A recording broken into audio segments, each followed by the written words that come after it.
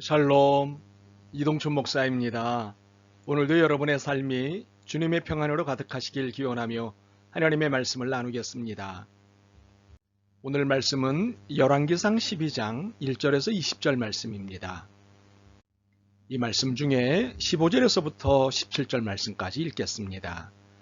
왕이 이같이 백성의 말을 듣지 아니하였으니 이 일은 여호와께로 말미암아 난 것이라. 여호와께서 전에 실로 사람 아히야로 느밧의 아들 여로보암에게 하신 말씀을 이루게 하심이더라. 온 이스라엘이 자기들의 말을 왕이 듣지 아니함을 보고 왕에게 대답하여 이르되 우리가 다윗과 무슨 관계가 있느냐. 이새의 아들에게서 받을 유산이 없도다. 이스라엘아 너희의 장막으로 돌아가라. 다윗이여 이제 너는 내 집이나 돌아보라 하고 이스라엘이 그 장막으로 돌아가니라. 그러나 유다 성읍들에 사는 이스라엘 자손에게는 르호보암이 그들의 왕이 되었더라. 아멘.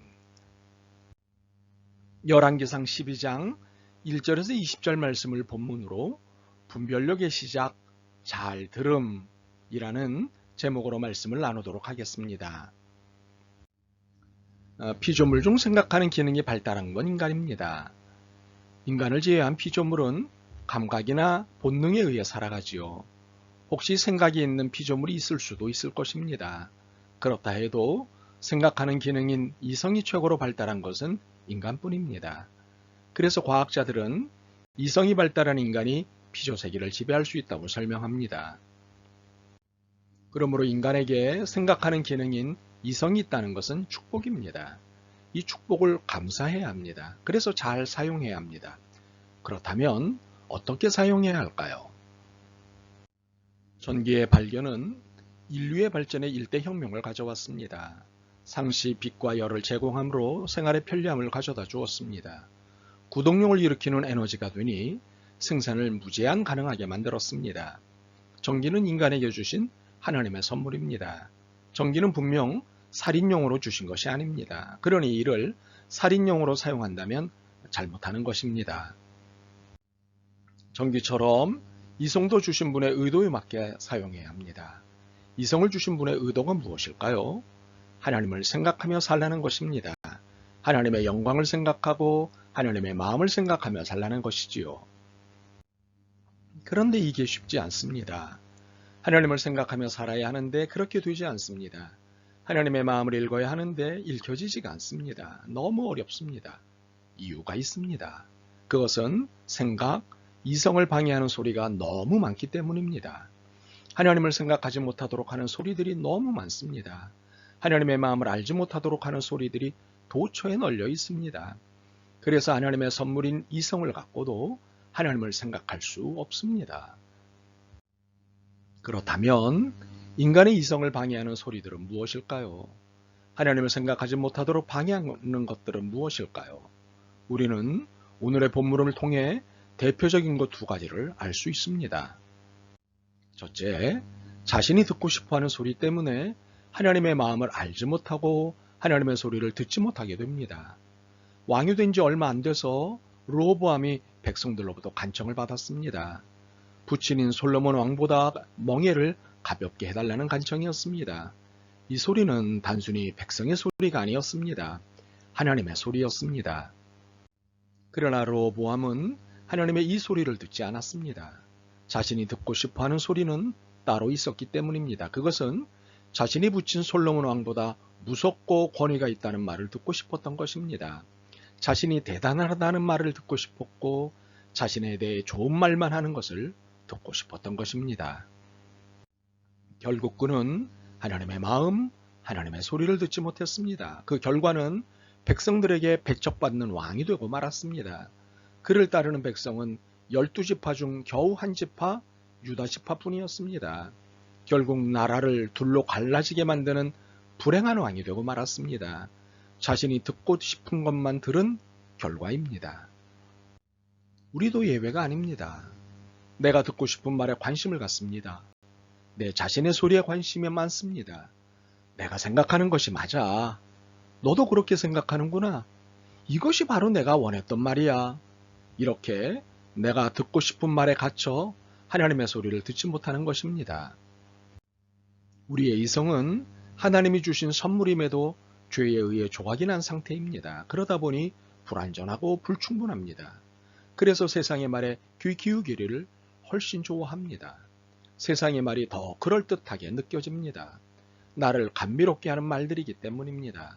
나에게 우월감을 갖도록 하는 말들이기 때문입니다. 르호보암이 노인들이 아닌 젊은이들의 말이 더 그럴듯하게 들렸던 것처럼 말입니다. 우리의 인생을 망치는 것은 내가 원하는 말만 듣는 것에서부터 시작됩니다. 내가 원하는 것, 내가 하고 싶은 것, 내가 좋아하는 것에 대해 동의하는 말을 들을 때 마치 그것이 응답인 양 착각하는 태도가 우리에게 있습니다. 아담과 하와가 평소 하나님이 금하신 열매에 관심이 있었습니다. 먹고 싶었습니다. 그런 차에 뱀의 달콤한 동의가 있자 먹는 데 주저하지 않았습니다. 자신이 평소 듣고 싶었던 말이었기 때문입니다. 먹어도 괜찮다. 이 달콤한 동의에 귀를 기울인 결과는 사망이었습니다. 그러므로 듣고 싶은 말에만 귀를 기울이지 마십시오. 잘한다고, 좋다고, 괜찮다고, 그럴 수도 있다고 하는 소리에 현혹되지 마십시오. 이 말들은 여러분을 살리는 소리가 아닙니다. 망하게 하는 소리요, 죽이는 소리입니다. 의인의 귀는 달콤한 말이 아닌 오히려 쓴 말에 귀 기울이는 귀입니다. 진정으로 살기 원한다면 내 소리가 아닌 하늘의 소리에 귀를 기울이십시오. 진정으로 하나님의 소리를 듣고 싶다면 내가 듣고 싶은 소리를 버리십시오. 진정으로 세상의 소리, 내 소리를 버리면 하늘의 소리를 듣게 될 것입니다. 둘째로 강한 소리 때문에 하나님의 마음을 잃지 못하게 됩니다. 르호보암이 백성들로부터 간청을 받고는 두 집단의 자문을 구했습니다. 한 집단은 부친 솔로몬 왕을 모셨던 노인들이었습니다. 다른 한 집단은 자신과 함께 자라난 소년들이었습니다. 노인들은 백성들의 간청을 들어주라고 자문하였습니다. 그러면 그들의 마음을 살 수 있을 것이라 했습니다. 반면에 소년들은 백성들의 간청을 무시하라고 자문했습니다. 그러면 그들이 왕이 무서워 벌벌 길 것이라고 했습니다. 노인들은 섬김의 리더십을 권했습니다. 그리고 그들의 소원을 기쁘게 수용하는 큰 그릇의 왕이 될 것을 권유했습니다. 7절에 보시면 대답하여 이르되 왕이 많은 오늘 이 백성을 섬기는 자가 되어 그들을 섬기고 좋은 말로 대답하여 이르시면 그들이 영원히 왕의 종이 되리이다. 그러나 르호보암은 이 부드러운 자문을 거절하였습니다. 대신에 소년들의 강한 자문을 받아들였습니다. 소년들은 군림의 리더십을 권했습니다. 오히려 부친보다 더 군림할 것을 권했습니다. 그리고 백성들의 소원을 무시하라고 했습니다. 무시하되 철저히 무시하고 대신 더 큰 짐을 지우게 하라고 권했습니다. 결국 부드러운 소리를 버리고 강한 소리를 택한 르호보암은 12분의 1의 왕으로 전락하고 말았습니다. 절반의 왕도 아닌 12분의 1의 왕이 되고 말았습니다. 우리는 이상하게 강한 소리에 관심이 끌립니다. 매혹적이고 강렬한 것에 귀를 기울입니다. 내가 높아지고 내가 중심이 될 수 있는 말에 귀가 기울여집니다. 일하자는 말보다는 놀자라는 말에 관심이 더 갑니다. 격려와 용기를 주는 말보다 무시와 질책하는 말을 좋아합니다. 왜 이럴까요? 왜 이리도 강한 말에 귀를 기울일까요? 하나님이 주신 생각하는 기능인 이성이 파괴되었기 때문입니다. 죄로 인해 망가진 이성이 균형을 잡지 못하기 때문입니다. 하나님께 기울였다, 세상에 기울였다 합니다. 부드러운 말에 관심을 두었다, 강한 말에 관심을 두었다 합니다. 그러다 많은 경우 세상의 소리와 강한 소리에 기울어버리고 맙니다. 결국 이를 그르치고 심지어는 사망에 이르게 됩니다. 인생은 분별의 연속입니다. 인생은 늘 선택의 기로에 서 있습니다. 무엇을 먹을까, 무엇을 입을까, 무엇을 살까에서부터 무엇을 할까, 어떻게 할까에 이르기까지 선택하고 분별해야 하는 일들로 꽉 차 있습니다. 혼자서 결정하기에는 어려운 일들이 많습니다. 그래서 외부의 소리를 들어야 합니다. 바로 이때가 중요합니다. 선택에, 분별에 후회 없는 소리를 들어야 하기 때문입니다. 이때부터 소리와의 전쟁이 시작됩니다. 특히 소리와의 영적 전쟁이 시작됩니다. 하늘의 소리냐 땅의 소리냐? 하나님의 말씀이냐 내 말이냐? 지혜의 말씀이냐 지식의 말이냐? 생명의 소리냐 사망의 소리냐? 참으로 분별을 위한 영적 전쟁은 치열합니다. 우리를 하나님의 자녀답지 못하게 하기 위해 사망의 권세가 몸부림을 치기 때문입니다. 참으로 땅의 소리는 당장엔 아름다워 보이고 강렬해 보입니다. 그래서 쉽게 이 소리에 관심이 갑니다. 마치 독을 품은 버섯이 매혹적인 아름다움을 가지고 있단 말입니다. 이 치명적인 아름다운 소리를 분별해내야 합니다. 그렇지 않으면 사망에 이를 수도 있기 때문입니다. 그러나 생명의 소리는 하늘의 소리뿐입니다. 그러므로 하늘의 소리를 들을 수 있는 귀를 달라고 기도하십시오. 그리고 하늘의 소리를 분별할 수 있는 귀로 훈련시키십시오. 그것은 성경 말씀을 잘 듣는 데서부터 시작이 됩니다. 그리고 하늘의 지혜를 깨달은 이들의 말에 귀를 기울일 때 도움이 됩니다.